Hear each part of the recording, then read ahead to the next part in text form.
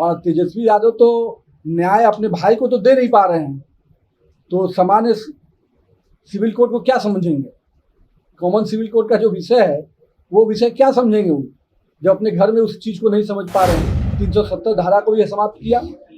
हम लोगों ने राम मंदिर के निर्माण के भी काम को आगे बढ़ाया। जो लोग बड़ी बड़ी बातें करते थे कि दंगा हो जाएगा, हमारे विपक्षी दल, बिहार देश में भूचाल मच जाएगा, आज राम मंदिर का निर्माण भी चल रहा है। कश्मीर को हम लोगों ने पूरी तरह से भारत में जोड़ दिया और आने वाले समय में निश्चित रूप से कॉमन सिविल कोड जो एक सामान्य कानून सभी के लिए लागू हो, ये इसमें किसको गुरेज होना चाहिए। नमस्कार, जनता जंक्शन में आपका स्वागत है। मैं हूं पंकज। देखिए, बिहार सरकार में मंत्री हैं नितिन नवीन और तेज प्रताप जो प्रकरण चल रहा है विवादित, जो उन पर मारपीट का आरोप लगा है तेज प्रताप अपने ही पार्टी के नेताओं पे, वो उस पर नितिन नवीन सीधे कहे हैं कि वो एक पार्टी विशेष का, एक परिवार विशेष का पार्टी है और कॉमन सिविल कोड को लेकर के बिहार में हो या पूरे देश में राजनीति गरमाई हुई है। कॉमन सिविल कोड पर भारतीय जनता पार्टी के जो बिहार सरकार में मंत्री हैं नितिन नवीन, उनका कहना है कि जदयू अलग पार्टी है, भारतीय जनता पार्टी अलग है, दोनों का अलग अलग एजेंडा है। पहले सुनिए कॉमन सिविल कोड और तेज प्रताप प्रकरण पर मंत्री नितिन नवीन क्या कर रहे हैं। और भाजपा दोनों में बन नहीं रहा है क्या किसी भी मुद्दे को लेकर? पूर्व में भी कई बार देखा गया है। देखिए, दो राजनीतिक दल होते हैं तो अपने अपने विचारधारा, अपने अपने एजेंडे पे काम करते हैं। हम एक दल तो है नहीं, हम गठबंधन में हैं, तो निश्चित रूप से हमारे एजेंडे और उनके एजेंडे कई विषयों पे अलग अलग हो सकते हैं, पर बिहार के हित में हम लोग मिलकर काम कर रहे हैं और उसका दिख भी रहा है कि बिहार के विकास को हम लोगों ने गति दिया है पिछले 15 वर्षों में। जहाँ तक कुछ अपने वैचारिक मुद्दे हैं, निश्चित रूप से भारतीय जनता पार्टी ने हमेशा अपने वैचारिक मुद्दों को ऊपर काम किया है। जनता की स्वीकार्यता लेते हुए, जनता के समर्थन से हम लोगों ने 370 धारा को भी समाप्त किया।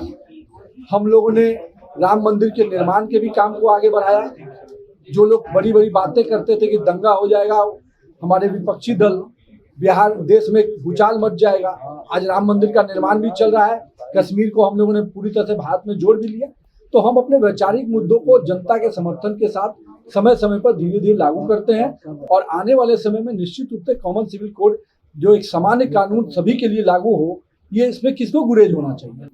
और इस पर किसी को गुरेज होता है तो कहीं ना कहीं एक विषय है जिसको लेकर हम जनता के बीच में हमेशा जाएंगे। और इसी पर तेजस्वी यादव ने कहा है कि आरएसएस से संचालित होती है, मतलब नागपुर से बीजेपी संचालित होती है और इसका विरोध वो पूरी तरह से करेंगे। नागपुर से बीजेपी का विचारधारा अगर है तो हम राष्ट्रभक्त हैं और हमारा विचारधारा अगर नागपुर भारत में ही ना है, पाकिस्तान में नहीं ना है कि हम पाकिस्तान के विचारधारा से चल रहे हैं।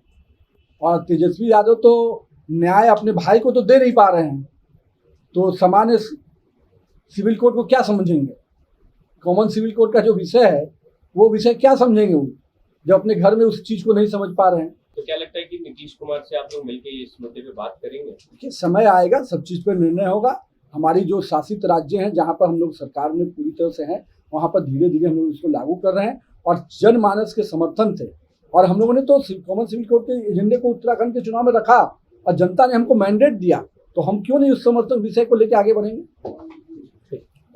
तो आपने सुना कि सीधे तौर पे जो है उनका कहना है कि धारा 370 हो या फिर देश में कोई अन्य मामले, सबके अलग अलग, सब अपनी अपनी पार्टी का अपनी अपनी एजेंडा होता है। और नितिन नवीन ने यहाँ तक कहा कि तेज प्रताप प्रकरण पे जो चल रहा है वो एक परिवार विशेष की पार्टी है और उससे ऊपर उठकर नहीं देखना चाहती है राष्ट्रीय जनता दल।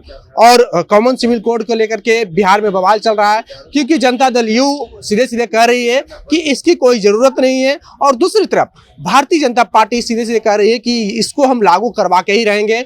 और कई नेता इसका समर्थन कर चुके हैं और सीधे उत्तराखंड की जिक्र किए हैं नितिन नवीन। उन्होंने कहा कि कई राज्यों में मुझे इसका समर्थन मिला है और अगर समर्थन मिल रहा है तो हम जनता के बीच में जाएंगे, इन सब मसलों को रखेंगे और बाद में देखा जाएगा कि होगा क्या।